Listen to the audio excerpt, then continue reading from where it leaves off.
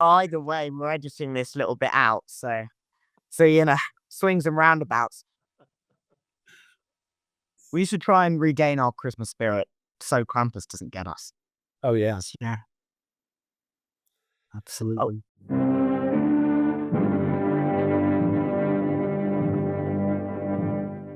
Welcome back to Modern Horror Stories podcast with Jamie, Dave, and Alex. And this week we're going to be talking about Krampus from 2015, directed by Michael Dougherty, I think is pronounced, but I'm probably wrong with that. Shall we show our scores? So I gave it a 5. I've given it a 6. And I gave it a 5 as well. Wow, we're kind of unison with this one. Who wants to give us a synopsis? I'll give a synopsis. So there is we start with a family in America, and it's the day that the youngest has found out that Santa Claus is not real. And simultaneously with this, the extended family is visiting, and nobody gets on with them. We've got this nuclear family and a grandmother, and then we've got this other family coming, and everybody's dreading the arrival of them. And that's not the worst thing that happens to them this Christmas. The worst thing that happens is young Max loses his faith in Santa Claus, and as a result, the anti-Santa Claus comes, Krampus, and much terror and carnage ensues. And throughout this review, there probably will be spoilers. So go and watch the film now. It's a nice, cozy one for Christmas. So I'll jump in here and say this is probably the most unified we've been on our scores. We did have Don't Open Before Christmas, where we were something like 2-2-3, Yeah. I think. Okay. Well, I got a feeling I was 4.5. Oh, really? Yeah. But the thing about this film is there's one thing I think that we might all say the same thing. So I'm just going to put it out there immediately. So this is a mix of comedy and horror. And one of the bugbears I have is I don't think they got the mix quite right. How do you guys feel about that? Yeah, I completely agree. It's very odd to see.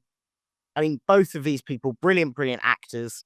Adam Scott in there and Toni Collette. Toni Collette being so wasted.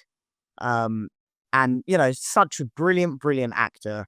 I mean, obviously, as horror fans, you've seen her in Hereditary, but the kind of that huge filmography that she's got and a huge range of really interesting roles. And this it's a bit wasted on her, really, because she's so good. Adam Scott, I think, is a wonderful comedy actor, and uh, and I found it sort of I didn't feel the material was necessarily for him. It wasn't quite funny enough or real enough for him. If I've got a recommendation here, if you haven't seen the TV show Party Down, it's got Adam Scott as the lead, and it's about a catering company, and all of the people working for it are actors and writers. So they are all, it's a sitcom, and it's about these people just sort of struggling in Hollywood, but every single episode is a different event that they cater at. And it's absolutely brilliant, and he's wonderful. Parks and Rec, obviously. So yes, it was a shame to see such an amazing cast in a film that wasn't quite comic enough and not quite horrific enough. Yeah, I to echo on the Adam Scott love.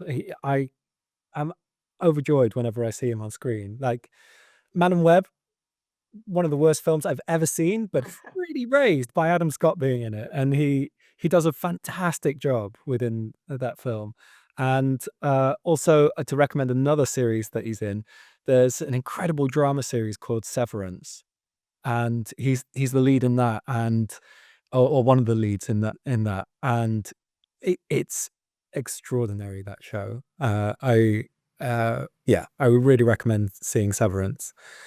I tell you what, I'll watch Severance, you watch Party Down, and Dave, you now have 2 shows to watch. I do, and I've never seen him before. Oh, wow. I don't think so. I'll have to look at his filmography. And just to echo what Alex was saying, Tony Collette I have seen many times, and she looked a little bored in this film for me. She I didn't look like her heart was in it. I'm not sure, or maybe the role just wasn't right for her. But yeah, the cast, the first 20 minutes felt like a bit like Christmas Vacation, but without the laughs. And then it became a little darker, but it didn't get dark enough. And the other thing is, if I turn the sound down, this looks exactly like the sort of horror film I would love. Because it's set at Christmas, there's loads of Christmas, there's loads of snow, there's loads of creatures. But as soon as I turn the sound up, I'm just not really that engaged in it. Yeah.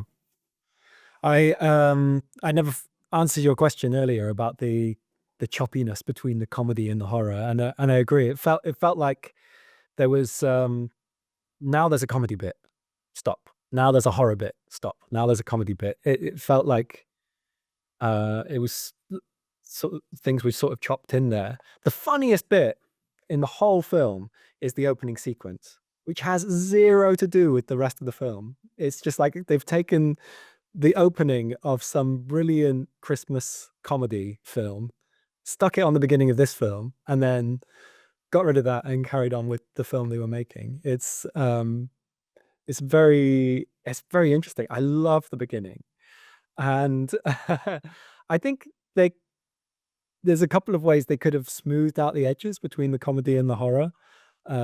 Like you could have brought in some horror elements even into that sort of the opening is very bombastic, slapstick. There's people are storming a department store to get toys and stuff, and it ends up with couples being tased and people being dragged out by their hair, and it goes nuts. But it's very funny. It's like something from Jingle All the Way or something. Although I can't actually remember that film. I saw it when I was a kid, but it yeah, but you could slip in a horror element in there, like maybe there's somebody lurking in the background, or you can come back to that at the end and somehow echo it. But there's, the world has changed, and um, I don't know, just use that more, that opening in the film, like maybe make parallels between what's happening there and. I mean, I know there's carnage happening there of one kind, and then there's carnage happening in the film, but it doesn't feel like there is an echoing or a mirroring there. Yeah, I agree. The only time I smiled was during the opening, and I did find it quite frustrating because there's no reference to it or any world outside that house apart from that scene at the beginning in that supermarket. And for me, it felt really almost pointless, except for the fact some of the main characters that are in that sequence. But I didn't realize I weren't 100% sure. I recognized Tony Collette, but I didn't know who was going to be in the film. I'd never seen Adam Scott before, and the whole family. When I saw it the second time, I realized the whole family were in that opening for a small section, but I didn't recognize them, so it just felt like almost like a standalone clip. I reckon it had a different director. The second film we've got where, assume the director's just going to be piling up. We're going to have 2 directors for every one film. Yeah. I can't wait to see the Snyder cut of this film. Apparently, there is another cut, which maybe is. I've seen it advertised as the naughty cut, which I imagine it's maybe slightly more gruesome Or ruder. or ruder, but I don't think there's room for too much rudeness in it because of all the other thing. I wish there'd been less kids in this film because I felt probably it was leaning into a children's audience. In Gremlins, although I remember seeing Gremlins as a child and think of it as a children's film, all the characters are a fair bit older. Even the guy who gets the gremlin isn't so young. And the Gremlins gets the match between comedy and horror perfect. I did laugh, and I was tense during Gremlins, but I never felt that at all during this film. Hmm. I think for me, this is not a bad film. I don't think it would be in any way fair to say that. It's just sort of an unfortunately competent film. It's sort of there's not a huge amount of passion or creativity. It's got an amazing cast. Um, I'm sure it's got an amazing team behind it. Um, and and it's just a shame that it essentially it doesn't deliver on the promise that the one word title Krampus um sort of makes you expect. I would like a bit more sort of I know the Omi stuff, the grandmother. I would have liked kind of a look at that. That story sounds the kind of Central Eastern European sort of ideas of Krampus, which are very different to the ones in this film. Um, it would be nice to see some of that, to see some of the research into modern Krampus kind of traditions. So there's the Krampus Lauf. That would have been interesting to kind of have in a different film, which is the Krampus Run, where you sort of walk down the street, all these different people dressed as Krampus, trying to scare people like a sort of scare maze, but in the open air. And that would have been a great scene in a different film of Krampus. You know, imagine all these people dressed as Krampus walking down the street, and then you've got the real Krampus kind of amongst them, and you never know which one it's going to be. Or, I mean, it just feels like a bit more energy needed to be put into this film. But it's really competent. It's really, really competent. I can't say anything against it. You hit the nail on the head with that phrase. It's another Alex classic, unfortunately competent. Brilliant description. But also you prefaced it by talking about your expectations. And for me, I just expected more.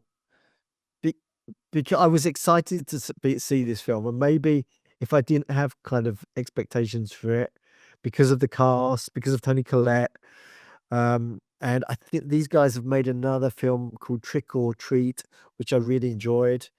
Yes, I really like that as well. And so my expectations were really, really high. Although we've been kind of downbeat on the film so far, there were elements I liked. Some of the set pieces I liked. The action in the snow was creepy. But it was the main narratives just didn't work for me. I quite like the ending as well. The ending, I don't know if you guys have seen Jeepers Creepers, but it felt a bit Jeepers Creeperish at the end. I quite like the end. But yeah. I think they did some bits really well. Like I think the whole family dynamic was flawless. I thought the tensions between all the family members I thought was done really well, and there was some humor in it. I know what you're saying, that they didn't quite get the laughs out of it, but there was some humor in there. And yeah, and the Omi as well, like you can sense there's this sort of this extra awareness that she has that she's reluctant to share. And that, yeah, I just think they did the dynamics between everyone really, really well. And as you said, the set pieces in the snow, some of those were really good. I think that was a thing throughout the film when it was one monster and one human being attacked. They did that really well. When it was like 7 monsters and 5 humans being attacked, it was just a blur on the screen, and you couldn't actually make out what was happening, and just everybody was running around and screaming, and none of it was bad. It was just hard to follow and hard to be invested in the beats of it. Yeah, I agree. One of my most frustrating scenes was when the elves turned up. They all just marched into the house for no apparent reason, and then they all marched out. just I didn't yeah. I didn't need anyone other than Krampus, to be honest. It's the same as Terrifier. You're selling me on Krampus. Mhm. You know, you can put Tony Collette in there, and I will, I'll be like, oh great, Tony Collette's here, wonderful, I'm very happy. But if the film is called Krampus, I don't need elves or the little gingerbread men, or I don't need any of that. Um, I need the family and Krampus. Yeah. I think my favorite scene was when uh the girl Beth went to visit her boyfriend. Yeah, that Did is you the highlight. She gets caught in the snow, and then she sees like the figure of Krampus on the roof of another house. And then he starts jumping across the houses when she's running, and then she hides under the van. I loved that sequence. And I thought, okay, this is where it's going to ramp up. But it just didn't ramp up for me then. Yeah, it kind of ramped down. Well, it sort of flip-flopped because it was like the men went to go and search for her, and then they got attacked, and then they came back, and then nobody went back out to search for her for a while. Like it just felt a bit like you have this momentum going, and then it's like, okay, well, let's just sit around the fire and talk about it for a while.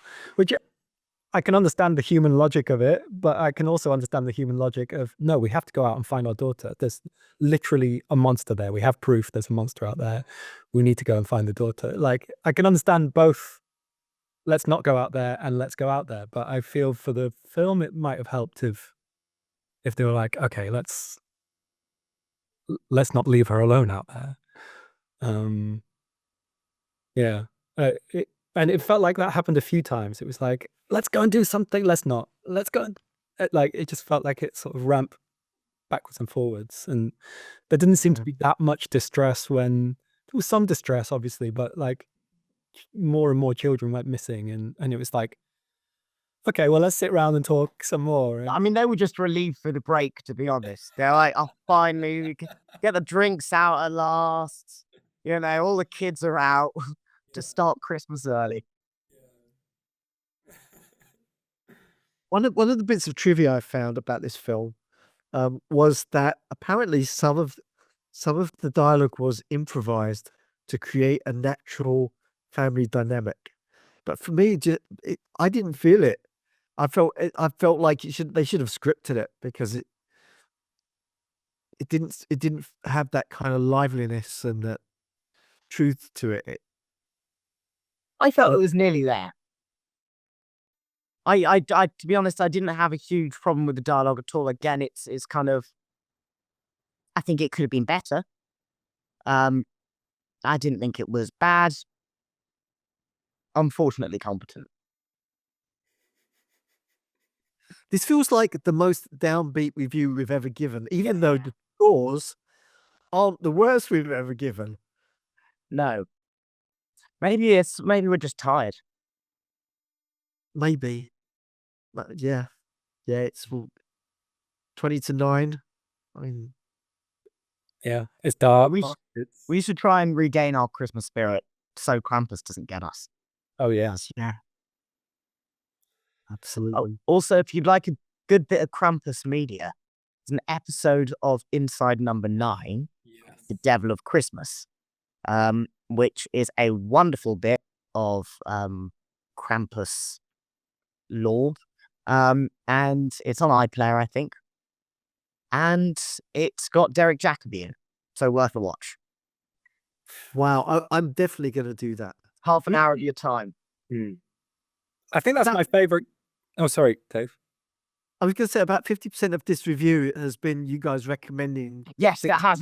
So what have we got? Have- We've got Party Down, we've got Severance, we've got I mentioned Hereditary at one point. What else? You're going to see Jerusalem, or was that from Terrifier?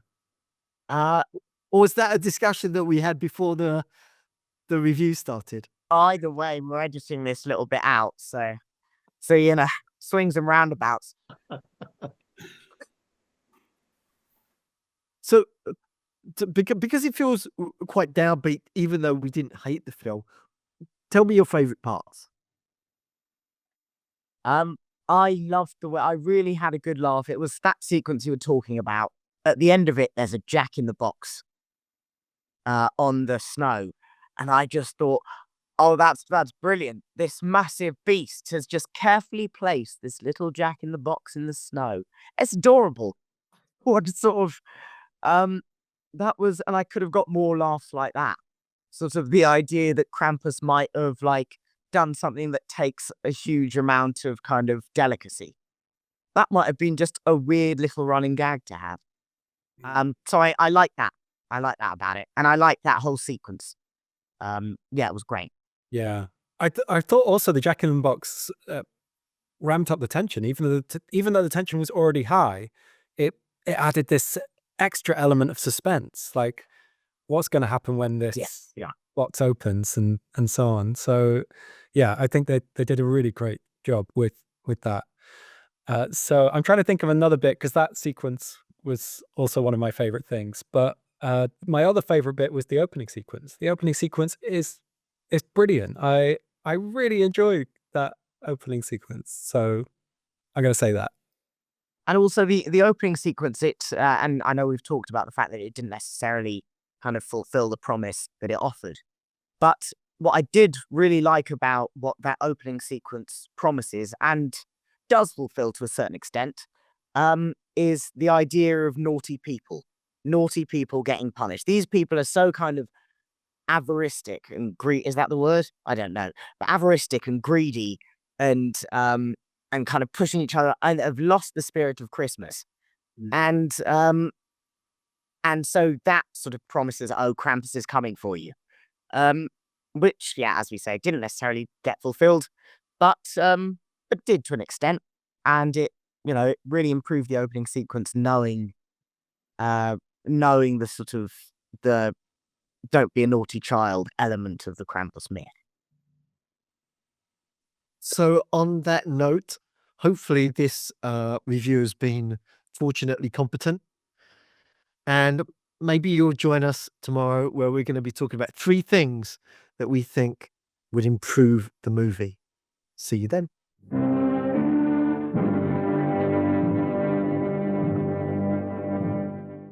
We've scored films a lot lower than that.